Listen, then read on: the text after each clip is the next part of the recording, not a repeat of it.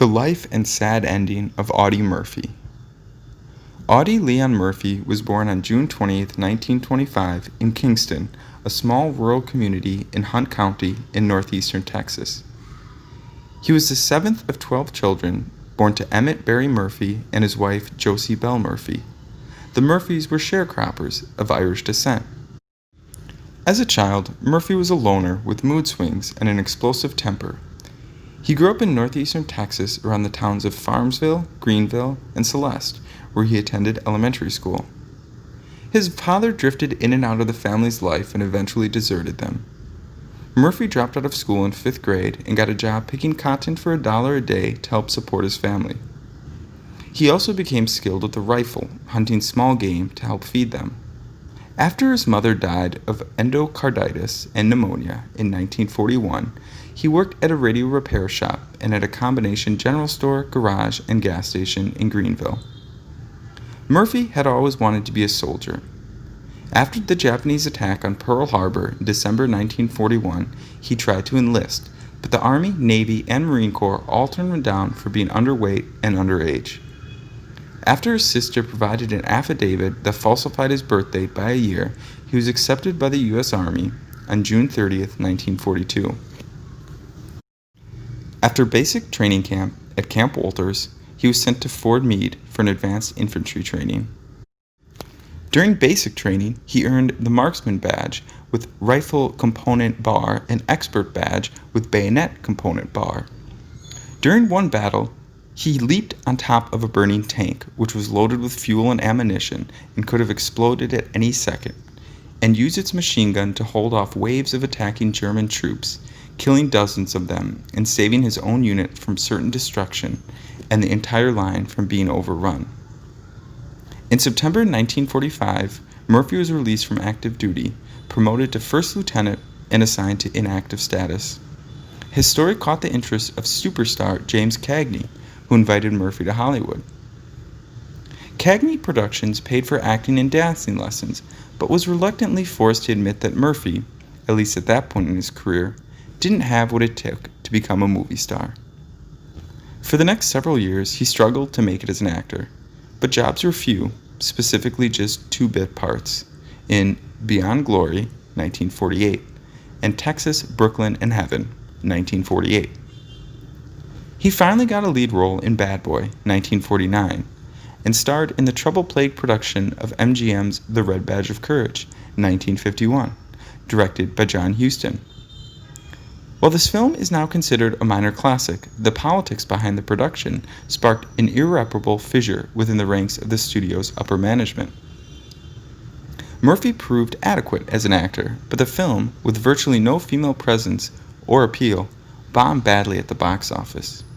Murphy, however, had already signed with Universal International Pictures, which was putting him in a string of modestly budgeted westerns, a genre that suited his easygoing image and Texas drawl.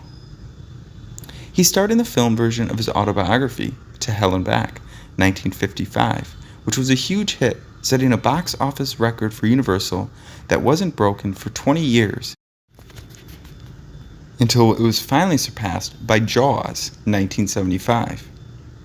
One of his better pictures was Night Passage, 1957, a western in which he played the kid brother of James Stewart. He worked for Huston again on The Unforgiven, 1960. Meanwhile, the studio system that Murphy grew into as an actor crumbled. Universal's new owner, MCA, dumped its international tag in 1962 and turned the studio's focus towards the more lucrative television industry.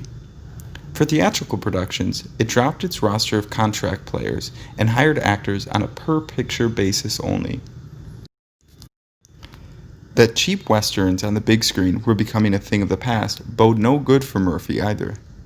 The Texican, 1966, his lone attempt at a new European form of inexpensive horse opera to become known as the spaghetti western, was unsuccessful. His star was falling fast. In addition to his acting career, he made a total of 44 films. Murphy was a rancher and businessman. He bred and raised thoroughbred horses and owned several ranches in Texas, Arizona, and California.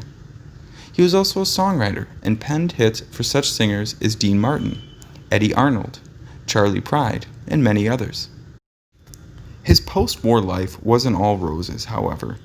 He suffered from what is now called post-traumatic stress disorder, but was then called combat fatigue, and was known to have a hair-trigger temper. He woke up screaming at night and slept with a loaded M1911 .45 semi-automatic pistol nearby. He was acquitted of attempted murder charges brought about by injuries he inflicted on a man in a bar fight.